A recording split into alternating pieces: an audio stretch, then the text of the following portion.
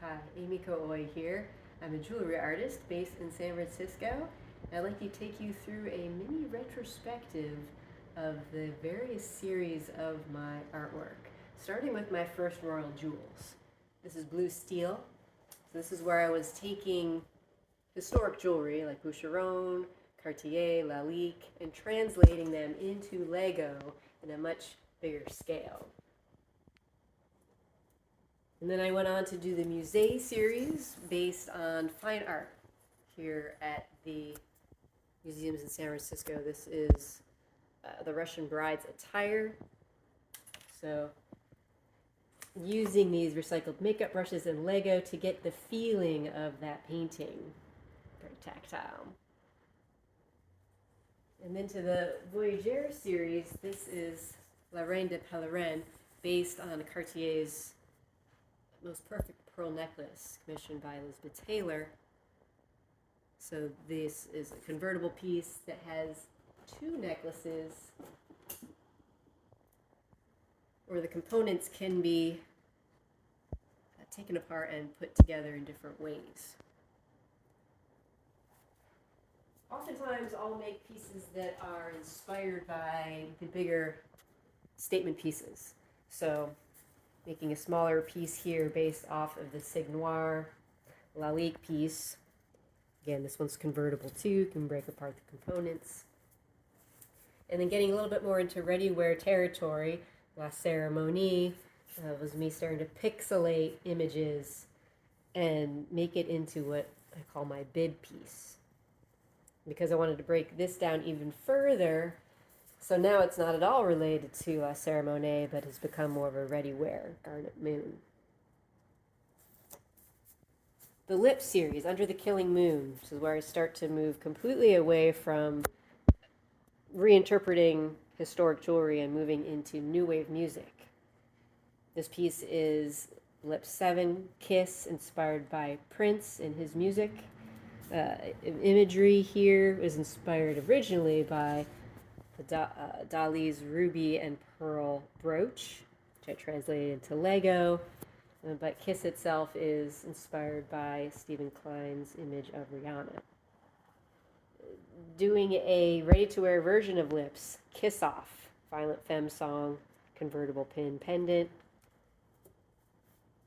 Moonbeam Anthems, it's another small series of starburst designs here, using fine silver backs. This is Depeche Mode, Waiting for the Night song, and putting some of the lyrics in to the back of that piece. And for those people who are familiar with me and my work know that David Bowie is a huge influence. And so when he passed in 2016, I started for the next few years making work inspired by his music. Lazarus, this was a wearable piece which inspired many other pieces. So I've got my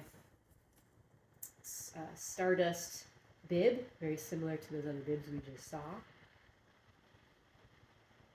Moon Age Daydreamer pin,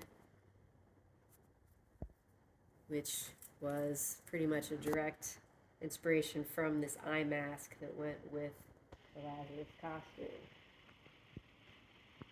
Often techniques within a piece will inspire a ready-to-wear piece. So the strap of Lazarus here inspired me to do these very fun charm bracelets. Lots of sound and movement. And then the back plate here inspired my wing series. This is Prettiest Star, another David Bowie song, backed with silk and silk cord chrome Lego. And then last is my eye series. Most recent work here, the To Be Seen series, combining my yoga, nonviolent communication studies with my jewelry world. So starting with the big eye that is based on my eye. This is a collaboration with my husband and I of a wall piece with LED lights. to meditate on, to have self-compassion. That's the first thing you need to do to help understand and have empathy for others, even if you don't agree with what they say or do. And then the various eye pieces, which were taken inspiration construction from the lips. So these being convertible brooches as well as neck pieces. All of eyes of people I know and respect.